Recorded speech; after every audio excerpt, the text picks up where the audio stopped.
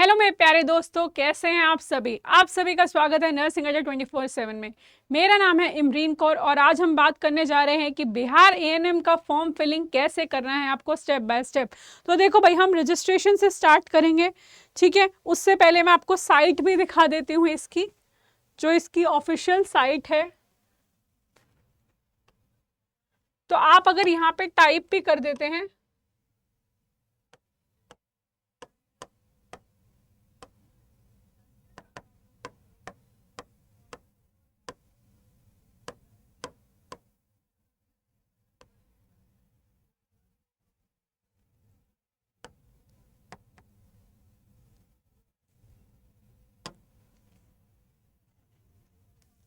ये देखो, ये एडवर्टाइजमेंट आई थी इसकी, ठीक है।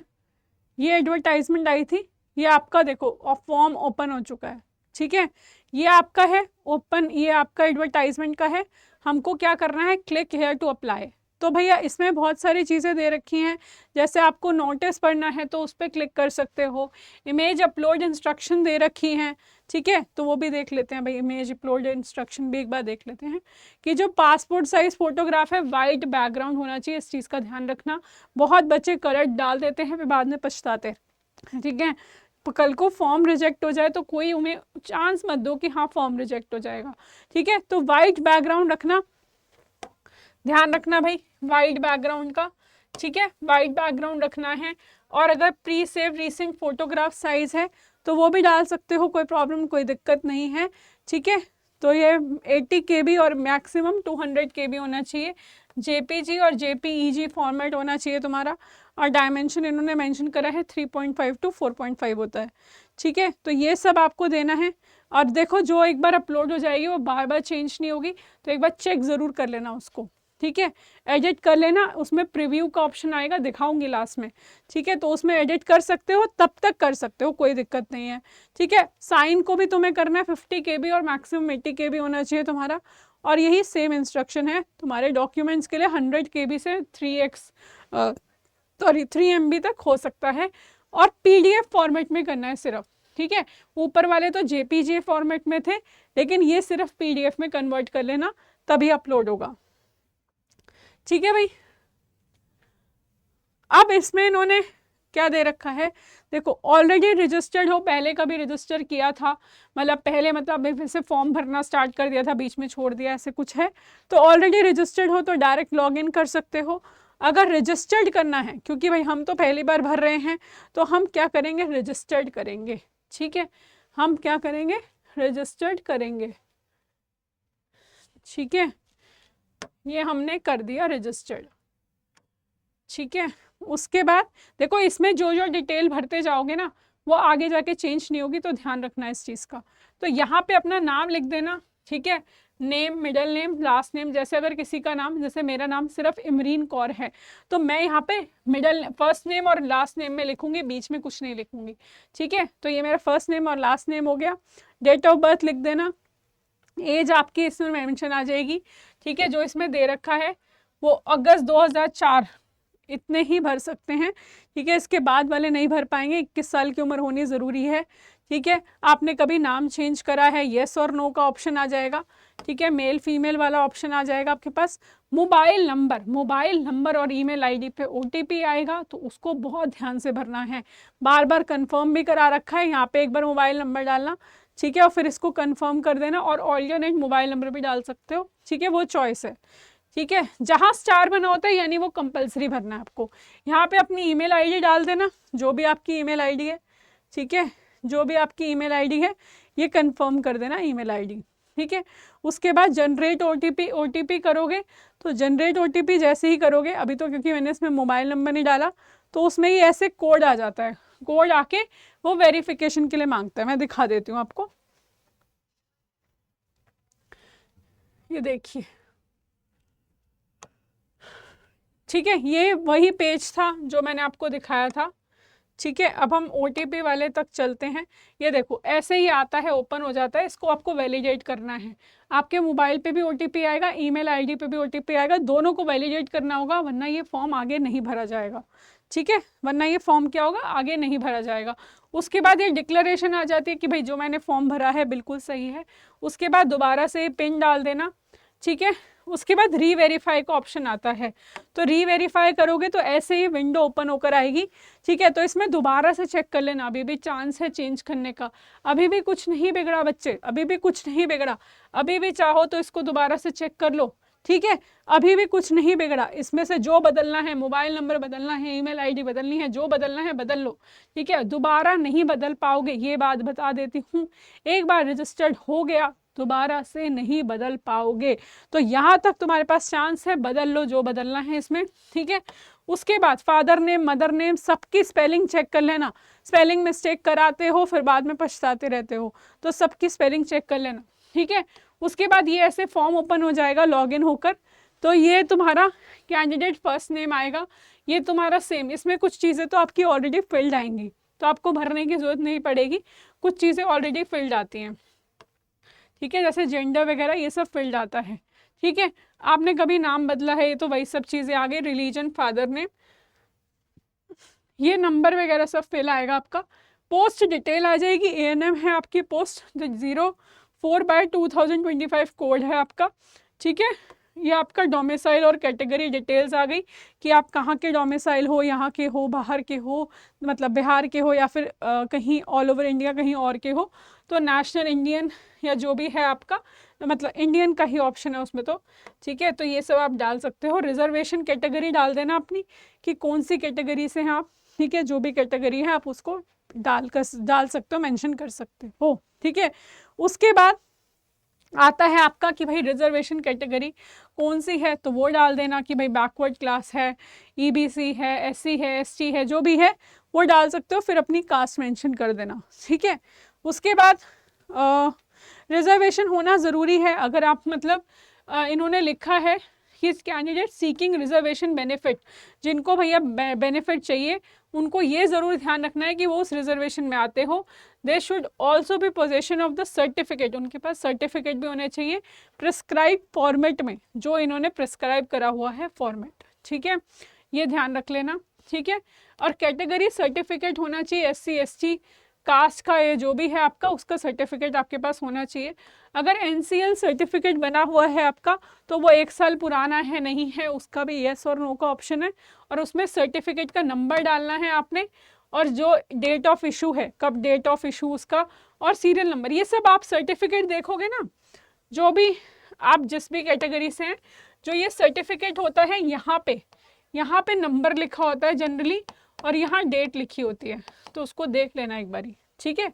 यहाँ पे नंबर होता है और यहाँ डेट होती है, ठीक है। तो ये आपका सब आ जाएगा।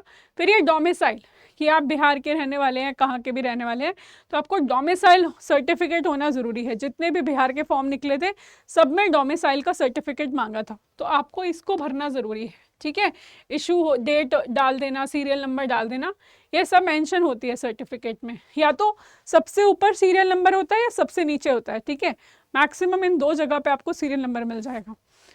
उसके बाद ये आपका आइडेंटिफिकेशन है कि भाई आपको पैन कार्ड डालना है, ड्राइविंग लाइसेंस डालना है, वोटर ID डालना है, पासपोर्ट डालना है, कुछ भी डालना है। जैसे आप समझ लो कि मुझे इनमें से कुछ नहीं डालना और मुझे डालना है आधार कार्ड, तो आधार कार्ड का तो ऑप्शन नहीं है, तो आप अदर्स सेलेक्ट कर लेना, ठीक है। तो आधार कार्ड सेलेक्ट कर लेना अदर्स में, और इसमें अपना नाम डाल देना कि आपका नाम क्या है उसमें, कि other identification name on ID card, ठीक है। आइडेंटिफिकेशन नंबर डाल देना, ठीक है। अब उसके बाद भाई मैं अपना आइडेंटिटी कार्ड मैं अपनी मर्ज़ी से डाल रहा हूँ, ठीक है, पहचान पत्र, ये सब मेंशन करना है, ठीक है भाई। उसके बाद year of acquiring essential qualification आ जाएगी तुम्हारी, ठीक है। ये आ जाता है ये डिसेबिलिटी वाला, ठीक है, कि आप डिसेबिलिटी में हैं नहीं हैं, ठीक है, ये सब आ जाएगा इसमें, ठीक है। तो ये येस नो अपना देख लेना जिस भी हिसाब से होता है आपका, ठीक है। अगर PWBD में आता है आपका तो इस कैटेगरी को आप अप्लाई कर सकते हो कि किस टाइप की डिसेबिलिटी है, वही अगेन सर्टिफिकेट नंबर ये सब आपको डालना पड़ेगा, ठीक है। उसके बाद बच्चे आता है आपका कि ये आ गया आपका, उसके बाद आता है कि आपने कभी मतलब COVID-19 में काम किया था एज एन ANM, ठीक है, NHM के अंडर, ये ज़रूरी है कि NHM के अंडर करा होना चाहिए, तो आप उसका येस या नो डाल सकते हो और उसकी डिटेल डाल सकते हो। या डिपेंडेंट फायर फाइटर के किसी डिपेंडेंट हो तो उसका भी आपका बेनिफिट मिलता है, इसलिए आप इसमें डाल देना अपनी डिटेल्स, ठीक है। और कोई ऐसे अगर आप एज अ काम कर रहे हो कहीं पे NHM के अंडर या किसी हेल्थ डिपार्टमेंट के अंदर बिहार स्टेट में, सिर्फ बिहार स्टेट में, ये ध्यान रखना, ठीक है, सिर्फ बिहार स्टेट में, तो आपको एज रिलैक्सेशन मिलेगी, तो ये आपको बेनिफिट है इसका, ठीक है भाई। फिर अपना एड्रेस आपको पता है, जो भी आपका परमानेंट एड्रेस है कि मतलब जहाँ के पक्के स्थायी हैं, ठीक है, वो हो गया। या फिर आपका क्या होता है, एक कॉरेस्पॉन्डेंस एड्रेस आएगा, वो अगर सेम है तो सेम कर देना, अलग है तो अलग कर देना, क्योंकि पोस्टल वगैरह सब इसी पे आती है, तो ध्यान से भरना, ठीक है। क्योंकि प्रेजेंटली हो सकता है कि कोई दिल्ली में रह रहा हो और रहने वाला बिहार का हो, तो वो सब अलग अलग हो जाता है, ठीक है। फिर आती है तुम्हारी भाई क्वालिफिकेशन में 10th का सर्टिफिकेट डालना है आपको, कि आप जहाँ से भी बोर्ड है आपका, जैसे BSCS पटना से है या जहाँ से भी हो, CBSE से हो, जहाँ से भी हो आप वो डाल देना, ठीक है। स्कूल का नाम डाल देना, परसेंटेज डाल देना, ईयर ऑफ पासिंग, ये मैक्सिमम मार्क्स ऑब्टेन्ड, ये सब चीज़ें डाल देना। और परसेंटेज तो वैसे खुद भी आ जाती है इसमें। डिवीज़न डाल देना कि कौन सी डिवीज़न है आपकी, ठीक है। ये 10th की डिटेल हो गई। और ऐसे सेम तुम्हें 12th की डालनी है, सेम 12th की डालनी है, 12th की भी सेम ही डालनी है। इसमें सब्जेक्ट्स डाल देना कि क्या क्या सब्जेक्ट, और ऑलरेडी ऑप्शन आएगा उसमें से ही सेलेक्ट करना है आपको। फिर आता है भाई तुम्हारा अब एसेंशियल क्वालिफिकेशन। भाई ANM की पोस्ट है, ANM की डिप्लोमा होना ज़रूरी है तुम्हारे पास, तो एक डिप्लोमा या सर्टिफिकेट मतलब डिप्लोमा होना ज़रूरी है। तो ANM सेलेक्ट करना, अपना इंस्टीट्यूट का नाम, बोर्ड कहाँ से करा है, ठीक है, कब पास आउट किया था, क्या परसेंटेज थी, कितने मार्क्स आए थे, कौन सी डिवीज़न थी, सर्टिफिकेट का नंबर डाल दो, मैक्सिमम नंबर कितने थे, ये सब चीज़ें आपको मेंशन करनी पड़ेगी इसमें, ठीक है। उसके बाद आ जाती है तुम्हारी भाई एसेंशियल क्वालिफिकेशन, ये सब चीज़ें हो गई आपकी, ठीक है। फिर आती है आपकी भाई ये नर्सिंग काउंसिल की डिटेल, ठीक है, रजिस्ट्रेशन की डिटेल। तो भैया आप कहाँ के रजिस्टर्ड हैं, बिहार के हैं या नहीं हैं, रजिस्ट्रेशन नंबर क्या है आपका, रजिस्ट्रेशन की डेट क्या है, तो ये सब चीज़ें भी आ जाएंगी इसमें, ठीक है। तो इन्होंने अपनी एडवर्टाइजमेंट में डिमांड करी है कि बिहार का रजिस्ट्रेशन होना ज़रूरी है, ठीक है। तो भाई देखो, उसके बाद आएगी तुम्हारी यहाँ 10th की मार्कशीट, फिर आएगी तुम्हारी 12th की मार्कशीट। ये अपलोड करनी है और PDF फॉर्म में करनी है, याद रखना। कौन से फॉर्म में करनी थी ये, PDF फॉर्म में करनी थी, ठीक है। तो इजीली अपलोड हो जाएंगी तुम्हारे, PDF फॉर्म में बहुत जल्दी अपलोड हो जाती है, तो ये तुम्हारे लिए इजी कर दिया बल्कि इन्होंने। यहाँ मार्कशीट 12th की, और देखो 12th का दोनों डालना है, सर्टिफिकेट भी मार्कशीट भी। और ध्यान से डालना, सर्टिफिकेट की जगह मार्कशीट, मार्कशीट की जगह सर्टिफिकेट मत डालना, ठीक है। जो लिखा है वही डालना है, ध्यान रखना, ठीक है। डोमिसाइल सर्टिफिकेट, जहाँ से भी आप हैं, जहाँ का भी आपका डोमिसाइल है, कैटेगरी, जो भी कैटेगरी का सर्टिफिकेट है आपका, ANM का सर्टिफिकेट आ गया आपका ये, ठीक है। उसके बाद आता है आपका भाई और ANM की मार्कशीट आ गई आपकी, ठीक है। और रजिस्ट्रेशन, जहाँ से भी आपका रजिस्ट्रेशन है, मतलब बिहार का ही होगा ऑब्वियसली, तो वो जो रजिस्ट्रेशन का सर्टिफिकेट है आपका, वो भी डाल सकते हो आप, ठीक है। उसके बाद ये आपकी कुछ टर्म्स एंड कंडीशंस आ जाती हैं, उसको आपको करना है, ठीक है। तो अनअसाइंड, विदाउट फोटो वगैरह ये सब नहीं एक्सेप्ट किया जाएगा, ठीक है। तो ये सब आपको डालना है, ठीक है भाई। उसके बाद आ जाता है भाई आपका ये कोड, ये प्रीव्यू कर सकते हो आप यहाँ से, ठीक है। ये क्या कर सकते हो भाई, प्रीव्यू कर सकते हो। तो ये देख लेना, ये प्रीव्यू कर लेना, क्योंकि एक बार फॉर्म सबमिट कर दिया तो दोबारा ओपन नहीं होगा, ये मैं तुम्हें बता देती हूँ, दोबारा से ओपन नहीं होगा। तो एक बार फॉर्म सबमिट करने से पहले उसको चेक ज़रूर कर लेना, ठीक है, उसको चेक ज़रूर कर लेना। तो एक बार प्रीव्यू ज़रूर कर लेना, ताकि फॉर्म सबमिट होने से पहले पहले आपको पता चल जाए कि क्या है और क्या नहीं है, ठीक है। तो मुझे लगता नहीं है इस वीडियो के बाद आपको ज़रूरत पड़ेगी ज़्यादा परेशान होने की, ठीक है। बाकी उम्मीद करती हूँ आपकी क्वेरीज़ क्लियर हो गई होंगी। और ये भी बता देती हूँ कि बिहार ANM के लिए तैयारी कर लो, अच्छी वैकेंसी है, 5000, 6 वैकेंसीज़ बहुत होती हैं, बहुत ज़्यादा होती हैं, ठीक है। तो आप क्या कर सकते हो, आप नर्सिंग अड्डा 24/7 को ज्वाइन कर सकते हो, आप हमारे साथ जुड़ सकते हो और अपनी तैयारी को बूस्ट कर सकते हो, ठीक है। तो अड्डा 24/7 की साइट पे जाना, साइट को ओपन करोगे, ऑल कोर्सेज में जाओगे, नर्सिंग सेक्शन में, ठीक है। ये देखिए भाई, बिहार ANM का बैच है आपका, ये संकल्प बैच है बिहार एएनएम का, इसका प्राइस जो है 2499 है, ठीक है। बट आप एक कोड अप्लाई करेंगे तो आपको और फर्दर डिस्काउंट मिल जाएगा, ठीक है, Y1033।